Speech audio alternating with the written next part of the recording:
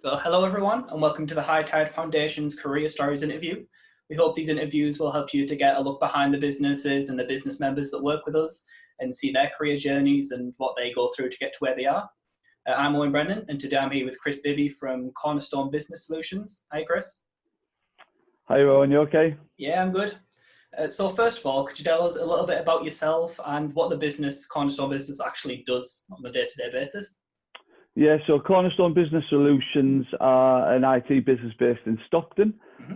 We provide IT support for businesses out there that don't have their own IT departments. That includes dealing with day-to-day calls from smaller, non-urgent things like PCs, laptop problems, up to server issues, internet outages. And then we also design and install the networks that they use as well. So a virtual environment and connecting different sites together and things, and photocopiers, phone systems, anything within an office environment really. But it all came from an IT background. All of our engineers are fully Microsoft accredited. And yeah, we look after companies up and down the country, but mainly in the Northeast. Middlesbrough Football Club's always a good one to shout about in the area. As long as they're not Newcastle fans, then that usually goes down quite well. But any business across the area, ranging from 2 or 3 users up to 250, 300 users. Yeah, so basically when a business doesn't understand their IT solutions or don't know what they're looking for, they'll come to you, outsource it, and you'll implement those. Absolutely, and it ranges from, you have some companies that do have an IT skill set on site, but they either want backup or they want a second opinion, or they've got another job to do within the business, so they want to leave the IT to us. And so, for the majority of people, we class ourselves as their IT department. But instead of walking down the corridor, knocking on the door and saying, this is broke, they just pick the phone up and we've got a team of engineers that'll deal with all their problems for them, including yourselves. High Tide as well, So thinking back a bit now, so what did you want to be when you grew up? Were you thinking about this kind of role in IT, or was it something completely different? Definitely not IT. I kind of was at the end of a generation where people didn't really have computers and laptops at home while they were growing up. We did, but they weren't so much the type that you would be using the way you do today. It's more Amigas, and you'd use them just for games and things like that. Most of the people listening will have no idea what an Amiga is, but it was basically an early computer. And so it definitely wouldn't have been IT. I did want to be a lawyer at first, and I can't even remember what I was basing that on. But yeah, I went to school, went to college, really enjoyed my time there. As I got towards approaching going to college, I kind of decided on geography and sports studies. There were the things that I was interested in, and I thought I would do better in them subjects if I actually had an interest outside of the classroom. And PE was a really, really strong one of mine. But then while I was in college, I got a weekend job at JD Sports over in Teesside Park. So I went to Macmillan College, and 2 or 3 evenings a week I would come out of college, walk over through West Lane, over the bridge, over to Teesside Park, and work there. And I loved it. I made some really good friends there. I was interested in the products and the trainers, and decided to go full time there after college, which some of my friends went to uni. I didn't think it was for me, to be honest. The college I went to was Macmillan College, and I actually went to school there as well. A lot of the teachers knew my parents, and we had the sort of relationship where if I needed to book my ideas up, or if I needed to try harder in an area, they would ring my parents. And normal colleges aren't really like that. But I needed that. Exactly, I needed that kick up the bum sometimes. But going to a uni where I didn't know any of the teachers, where the teachers didn't know me, where the teachers wouldn't have gone to them lengths to help and kind of push me on, I thought I would have wasted my time because I wouldn't have put everything in it that I needed to really.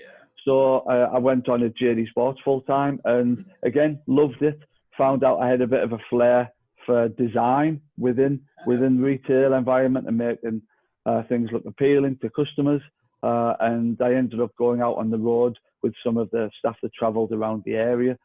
So yeah, again, really enjoyed that. And then I went into a management role, supervisor, assistant Is that manager, still manager. within JD Sports as well? Yeah, sorry, all within JD. And then so I was covering Leeds and Bradford, and then I was promoted to Newcastle, and then after that I actually went to Dublin and lived over there for a few years, where I managed the biggest store in the company, actually. So I'd kind of progressed through the ranks by just hard work, really. It was hard work, and it was long hours, but I really enjoyed it. But while I was in Dublin, I fancied a change. I fancied doing something else. I'd only ever had one job in my life. That was all I knew. And a friend of mine, his dad was setting up an IT company, and he asked me if I wanted to get involved. So I came back and got a bit of an interest in it, but then had an opportunity of 5 of us setting Cornerstone Business Solutions up. Right. So there was 5 that set the company up 12 years ago in June, so literally last month. All right. Yeah, there was 5 of us, and we just did what we were good at. We were nice to deal with. We were a flexible, small company, but we were passionate, and it quickly grew. There's now about 25 of us, and so it steadily grew over the years. But again, just doing what we're good at. We got a name for doing what we do well, and because of our relationships with our clients, we tend not to lose much business as well. Yeah. So because we're picking up new business as well, we're not really losing business. We're always going to grow, and that's, we look after the customers that we've got, so that so that people value our relationship and want to stay with us. Another big kind of area of what Cornerstone did for our customers was entertaining. So we like to get to know our clients outside of a boardroom. So to help with that, because we looked after the IT for Middlesbrough Football Club, we got a box there, and we'd invite guests along, and yeah, it just we've got a really good absolutely, and we've got a really good relationships with our customers. Which tough times like this, where people have been on lockdown, people have been unsure how it's going to be impacting their business. Maybe some of the companies, whatever industry in, that haven't got that relationship, they may have lost certain businesses and things like that. But we've came through unscathed. It's been tough, and we've had people working from home and people furloughed. But so far, we've came through it. Well, yeah, so far we're not through it yet. But yeah, we've learned a few new tricks and found ways to do things, and we're still learning on better communication and things. But yeah, I can't say it hasn't been too bad. Yeah, it's good.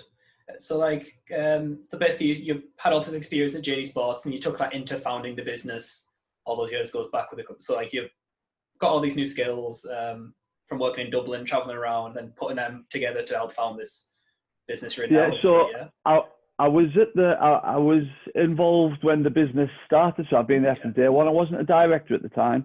There was 3 directors and 2 employees, and I'm a director now. But again, I think that was about 3 or 4 years ago that I was made a director. But again, both kind of jobs that I've had, JD Sports and Cornerstone, they've both been a case of get involved at whatever level you're able to. Within JD, I was a weekend member of staff.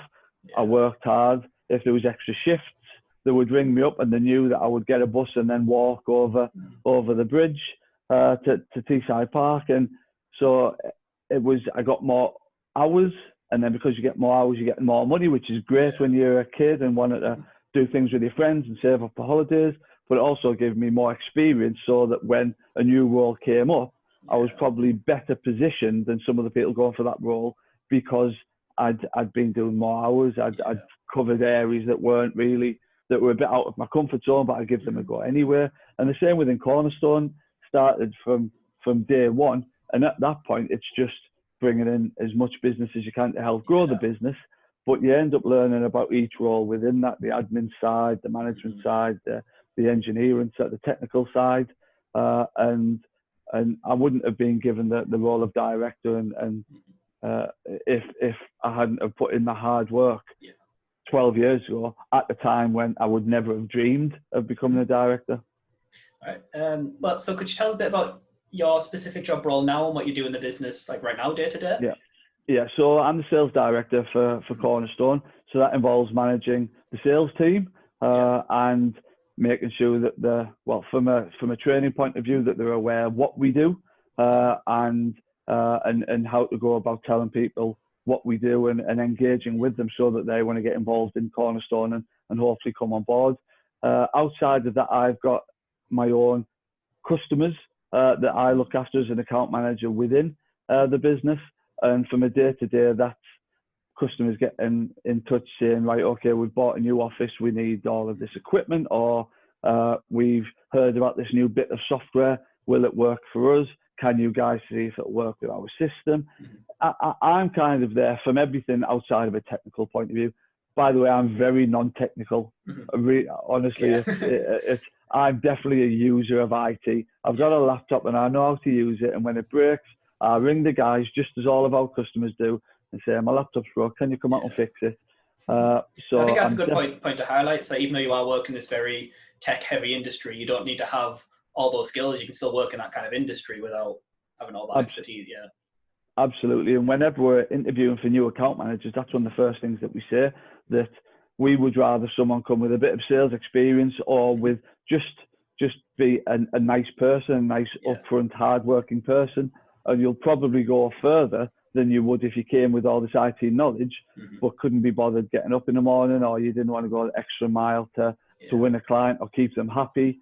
It's when we're interviewing, we're looking for how people attend it, so they don't necessarily have to be full suit, but certainly smartly dressed, so that it looks as though they made an effort, and how they come across, because at the end of the day, they're marketing Cornerstone's business. If they're sat in front of a client, that client's impression of Cornerstone is this person sat in front of them. So we need to make sure that message of brand is the same across the business. But even though it's an IT business, there's marketing roles within it, there's finance roles, there's customer service, admin, engineering, sales. So there's, and that's the same within any business. You could be a law firm, but within that law firm, you still need to attract business. You still need to market that business. You still need to manage the finances. So it doesn't just mean that if a role is, if it's a marketing business or if it's an IT business, that you have to have a background of that to be able to go in that.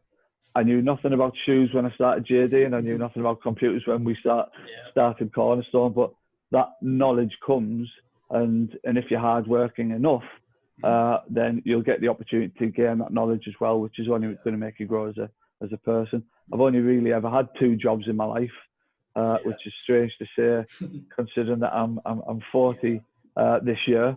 But it's I see that. I like that. I like security. I like getting somewhere and working the way up, and or not necessarily even working the way up, but just getting that position within the business where you've got a level of responsibility and people know that can trust you to do what you do. So how many people work, like under you? So how many people do you manage in the sales team currently? So there's 3 other sales guy in the So we've recently set up a new business. Okay. So we've got Cornerstone Business Solutions, which is that's the company that's got the premises, and we've got loads of clients up and down the country. We've just set up a marketing business as well, so we manage customers' social medias. Within that, we've only been going 6 months. That's a small business, so that's a little bit separate to the business solution side of things. So within the business solutions, there's 3 people, but we've just put an advert out for telesales and another account manager. And then from the marketing side of things, that's a little bit more hands-on, because obviously you've got less staff or less people within the business to give roles to. All right. So many businesses and people that are involved in business like to do things outside of their current roles or outside of what the business always does every day. Is there anything that you or the business does that you'd like to tell us a bit about? Yeah, I mean, we are very involved in the community, and a lot of that's charity, which is great, because obviously especially at the minute, they're going through tough times. Our official sponsor, chosen charity is Daisy Chain. We're a fantastic charity over in Norton. They're a customer of ours as well, which it's always nice to when the business goes both ways. We look after their network, lovely company, but we also support them as a business as well, and as a charity, attending their charity balls that they have each year, golf days. Every year we also have a football tournament at Riverside Stadium, and we get other teams to come to pay and play, and you get changed in the changing rooms. We always have a few borough legends playing for us, so you get to play against them. And so any money that we raise from that will go to Daisy Chain. We also do work with Teesside Philanthropic. In fact, I'm actually doing a parachute jump on Saturday for the Teesside Philanthropic, which I'm still at the point where I'm exciting as opposed to scared. That may change on Saturday morning on the way there, but at the minute I'm still in the excited area. Who else do we do things for? We are well known for being a philanthropic business. We love to help out, and as I say, whether that's attending fun events where we can take clients as well, or golf days, or whether it's doing fundraisers like we do at the Riverside, or whether it's just donating prizes. There's so many charities in the area, and they have such a tough job standing out and raising profile and raising money. So whenever we're approached to donate things, we always donate iPads or tablets or tickets to come to our box and watch a football match. And we've recently just there was a charity that was donating 40 tablets to care homes and hospitals. So that if while people are in hospital and unable for the family to visit, or they're in a care home and the family can't come, then they'll be able to FaceTime them or do Zoom, things like that. And we donated them all the cost price. We set them all up free of charge. And again, it's just nice that you're in a position to be able to do things like that. And there's lots of different companies across Teesside that do that sort of thing and that step up when required. And we love doing things like that.